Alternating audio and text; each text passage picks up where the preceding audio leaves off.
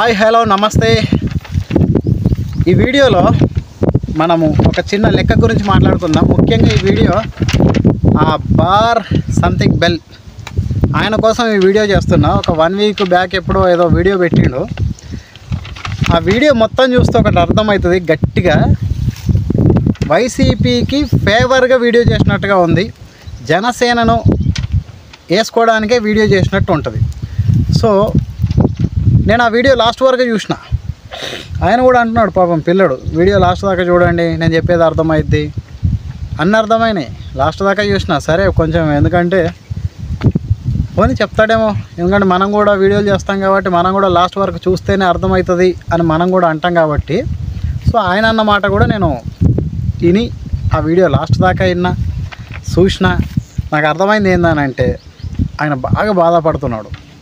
ఆయననే కాదు, ఆయన ఏ పార్టీ సైడ్ ఉన్నాడో ఆ పార్టీ మొత్తము ఇంక్లూడ్ ఆయన ఇంకా అందరూ కూడా ఒకటే అలా బాధ. ఏందా బాధ అంటే ఈ జనసేన ఒక్కటి కట్టుది లేకపోతే టీడీపీని గట్లా అవతల పడేద్దాం కదా. ఈ జనసేన వల్ల వచ్చిందిరా ఇప్పుడు చిక్కంతా.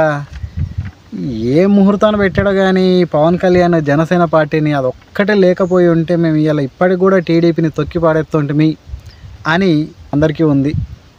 అది అర్థమవుతుంది ఆ వీడియో చూస్తే. ఎందుకంటే పవన్ కళ్యాణ్ గురించి, జనసేన పార్టీ గురించి కొన్ని ఉన్నాయి వ్యాఖ్యలు. సో స్టెబిలిటీ ఉండదని, మాట్లాడేదానికి పొంతన ఉండదని కొన్ని విషయాలు ఉన్నాయిలే. ఇంకా చాలా మాట్లాడాడు డీప్గా. ఆ విషయాలకు హర్టింగ్ అనిపించింది. ఏ రాజకీయ నాయకుడు స్టెబిలిటీగా ఉండరు. ఇలా జరిగిన ప్రోగ్రాం గురించి ఇలా మాట్లాడతారు, రేపు జరిగే ప్రోగ్రాం గురించి రేపు మాట్లాడతారు, 4 రోజుల తర్వాత జరిగే ప్రోగ్రాం గురించి ఆ రోజుకు అప్పుడు మాట్లాడతారు.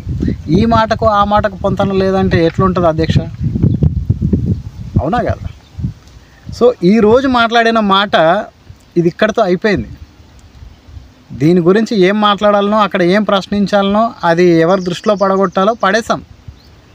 అక్కడ ఇంకో రోజు జరిగింది, ఇయ్యాల ఒక సంఘటన జరిగింది, ఇయ్యాల మాట్లాడాలన్నా వద్దా? ఇయ్యాలటి ముచ్చట గురించి ఇయ్యాలని మాట్లాడాలి కానీ ఈ ముచ్చట వదిలేసి ఆ పాత ముచ్చట అయితే ఇయ్యాలి ఎత్తుకోరాదు కదా. కరెక్టేనే కదా? సో ఒక అధ్యక్షుడు, ఒక పార్టీని నడిపే వ్యక్తికి ప్రభుత్వం చేసే ఈ చెడు పనులను ప్రశ్నించడానికి చాలా చాలా పాయింట్స్ ఉంటాయి. ఏదో ఒకటే పని చేస్తూ ఉంటుంది, ఈ ప్రభుత్వం ఏర్పడింది జస్ట్ తాగుబోతుల్ని తయారు చేయడానికే అని అంటే ఎంతసేపు ప్రభుత్వం పని అదే. పొద్దుగల లేస్తే ఎంత తక్కువ రేటుకి అమ్మాలా, లేదంటే ఎంత ఎక్కువ రేటుకి అమ్మాలా, దానికి ఫోన్పేలు పెట్టాలన్నా వద్దా, లేదు క్యాష్ ఆన్ డెలివరీ ఇద్దామా, ఇవే ధ్యాసలో ఉన్నాయనుకో. అప్పుడు ఆయన కూడా ఏం చేస్తాడు, ఆ తాగుడు మీద మాత్రమే మాట్లాడతాడు. ప్రభుత్వం అన్నాక ఒకే పని చేయదు కదా. ప్రభుత్వం ఎన్నో, అసలు ప్రజలకు కావాల్సిన ప్రతి పనిని ప్రభుత్వం చేయాల్సిందే.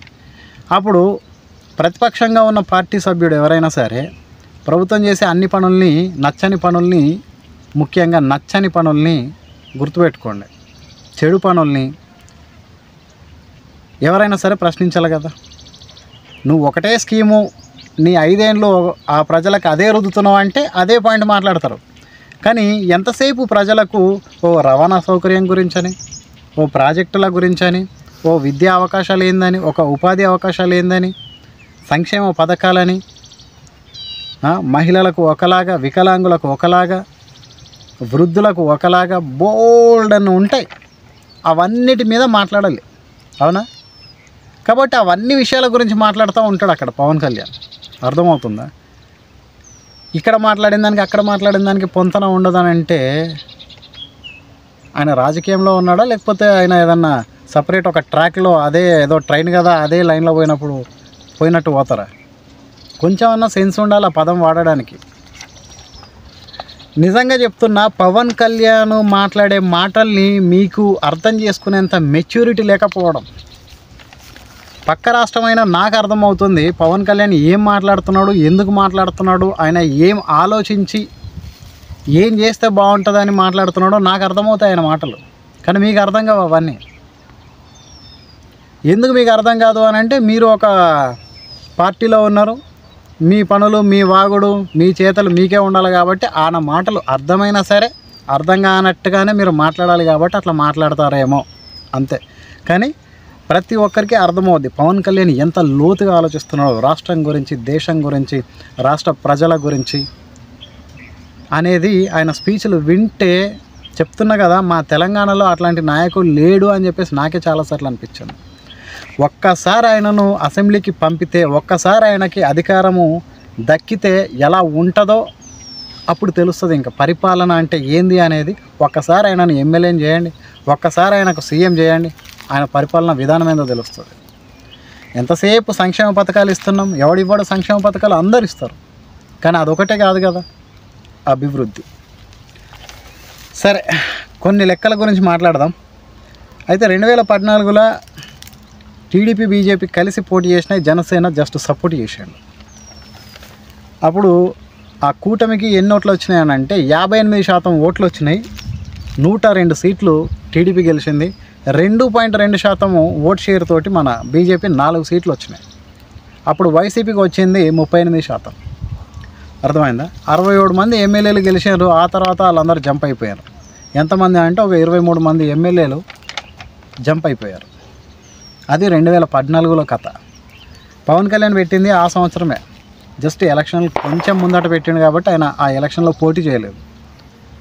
గుర్తుపెట్టుకోండి, ఇది ఎంతసేపు పక్కోడికి సపోర్ట్ చేయడమేనా, పోటీ చేయాలా అని చెప్పేసి వాళ్ళు కొంచెం ఆయన పార్టీ ఎప్పుడు పెట్టిండు, ఎన్ని రోజులకు ఎలక్షన్ వచ్చింది, అది కొంచెం తీసుకోవాలా, సమాచారం తీసుకొని వాగాల. నోరు ఉంది కదా ఏదో వాగేద్దామని వాగొద్దు. తర్వాత 2019లో పోటీ చేసిండు, జనసేన సపరేట్గా పోటీ చేసింది, టీడీపీ సపరేట్గా పోటీ చేసింది. అప్పుడు ఏమైంది? 2019లో ఘోర ఓటమి, అటు జనసేన కానీ ఇటు టీడీపీ కానీ. సో ఒక సెన్సేషన్ విజయం అంటే అది వైసీపీదే, మామూలు విజయం కాదు అది. 151 సీట్లు, 49.95% ఓట్ షేర్ వచ్చింది. అంటే ఆల్మోస్ట్ 50% జనాలు 100కి 50 మంది అటే ఓటేశారు వైసీపీకి. దాని ఫలితమే 151 సీట్లు వాళ్ళకి రావడం. ఎంపీ సీట్లు అట్లనే వచ్చినాయి, ఎమ్మెల్యే సీట్లు అట్లనే వచ్చినాయి. అసలు ఆ సీఎం చైర్ కానీ ఆ ప్రభుత్వం కానీ సాలిడ్గా సెట్ అయిపోయింది అసలు 2019లో, మామూలుగా కాదు. ఆ రేంజ్ విన్ను ఎవ్వడు అంతలా గెలిచింది లేదు నాకు తెలిసినంత వరకు అయితే. మామూలు మెజారిటీ ఇచ్చానురా, నువ్వు ఏం చేస్తావో చెయ్యి జగన్, నీ పరిపాలన ఏందో ఒకసారి చూస్తాం మేము అని సాలిడ్గా కూర్చోబెట్టారు. ఏదో ఇప్పుడు మా తెలంగాణలో గవర్నమెంట్ ఫామ్ అయింది, పాపం 64 సీట్లే వచ్చినాయి. గబుక్కలో 10 మంది అటు ఇటు చంపారంటే తేడా అయిపోతుంది. కానీ అక్కడ అది కాదు కదా, 151 సీట్లు. ఇంకా నువ్వు ఆడిందే ఆట, పాడిందే పాట. నువ్వు ఏం చేయాలనుకుంటున్నావు చెయ్యి జగన్, రాష్ట్రం రూపురేఖలు మార్చాలి అనే ఆలోచనలతోటి ఆయనకు కట్టబెట్టారు పదవి. ఏం చేసిండు ఆయన 151 సీట్లతోటి? ఏందో అది ప్రత్యేక హోదా ఉండాలా, అది వచ్చిందా? ఎమ్మెల్యేలు గట్టిగా ఉన్నారు, ఎంపీలు గట్టిగా ఉన్నారు, మీకు అనుకూలంగా ఉన్న మోడీ సార్ ఉన్నాడు పైన, మీరు కొంచెం గట్టిగా ఫైట్ చేస్తే అవుతుంది కదా. స్టీల్ ప్లాంట్ ఏమైంది? ప్రైవేటీకరణ.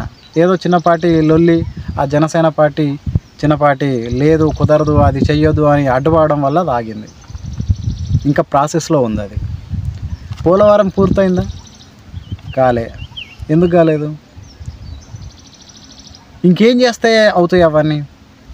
కావాల్సిన అన్ని సాలిడ్గా సీట్లు ఇచ్చి కూర్చోబెడితే కూడా మీతోటి కాలేదు అని అంటే ఇంకేం మీకు ఇంకా 175కి 175 మీకే ఇవ్వాలన్నా? అప్పుడు కానీ అవ్వదా అది? ఎన్ని సంవత్సరాల నుంచి మీరు చెయ్యని పనులు బోలేడు. వాళ్ళకి అంతా డబ్బులు పంచుతున్నాం, వీళ్ళకి ఇన్ని డబ్బులు వేస్తున్నాం, ఇటు 15,000 వేస్తున్నాం, ఇటు 10,000 వేస్తున్నాం, ఇంటింటికి బియ్యం పంచుతున్నాము, రేషన్ ఇస్తున్నాం, వాలంటీర్లతోటి ఇంటికి అన్ని పంపిస్తున్నాం. ఇదేనా మీరు చేయాలనుకుంటుంది? ఆ వాలంటీర్ వ్యవస్థ ఎందుకు పెట్టిర్రో ఇలా ఏపీ మొత్తం తెలుసు ఏం జరుగుతుంది అనేది.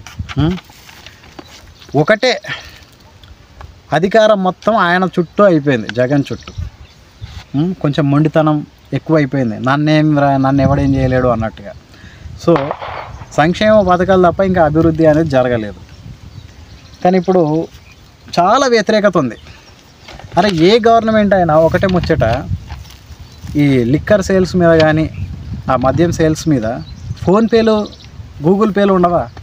డిజిటల్ ఇండియా అని ప్రధాని అక్కడ మొత్తుకుంటున్నాడు ఆయన.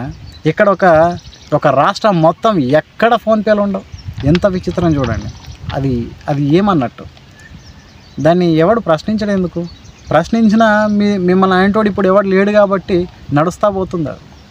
ఆ డబ్బులు ఎటుపోతున్నాయో తెలియదు. దానికి ఓ లెక్క లేదు.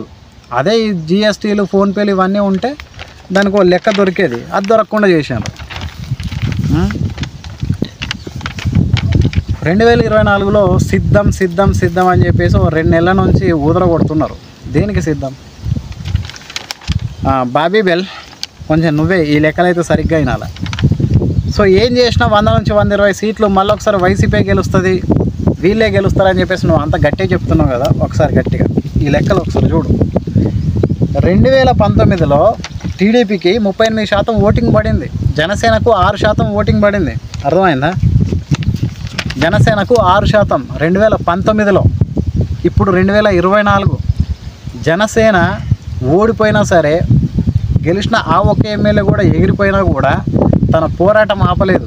పవన్ కళ్యాణ్ పోటీ చేసిన 2 చోట్ల ఓడిపోయినా తన పోరాటం ఆపలేదు.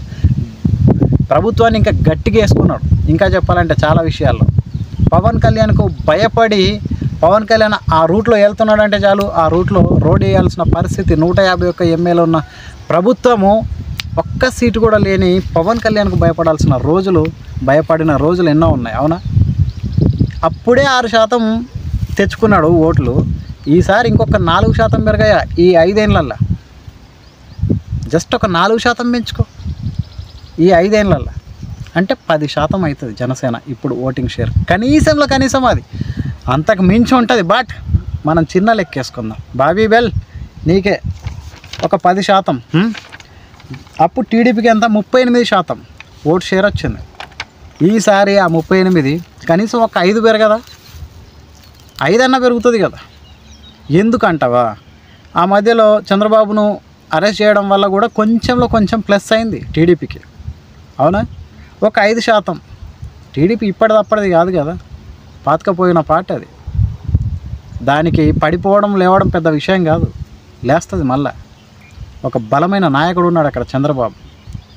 తనకు తెలుసు ఎలాగ పార్టీని బతికించుకోవాలి, కార్యకర్తల్ని ఎలా కాపాడుకోవాలి, రాష్ట్రాన్ని ఏ విధంగా గాడిన పెట్టాలో ఆయనకు తెలుసు. కాబట్టి ఆయనతోటి అవుతుంది. కనీసం ఒక 5% లేపుకుంటాడు, పెంచుకుంటాడు. కాబట్టి ఒక 43% పెరుగుతుంది అనుకుందాం టీడీపీకి. ఇక్కడ జనసేనది ఒక 10, 53. మన బీజేపీకి 1.5 కానీ 2% కానీ ఉంది. 55% ఓట్లు ఈసారి 155 మంది ఈ కూటమికి ఓటేస్తారు. సింపుల్ లెక్క కదా. 55% ఓట్లతోటి ప్రభుత్వం ఏర్పడదా? అవునా కదా? సో నీ అంత లెక్కలు మేము చెప్పలేను, కానీ కనీసం 100 నుంచి 115 సీట్ల మధ్యలో బీజేపీ, జనసేన, టీడీపీ కలిసి సాధిస్తాయి. నువ్వు చెప్తున్న 120 సీట్లు మేము చెప్పలేము. అధికారం రాబట్టడానికి ఎంతసేపు? 90 సీట్లు గెలిస్తే చాలదా?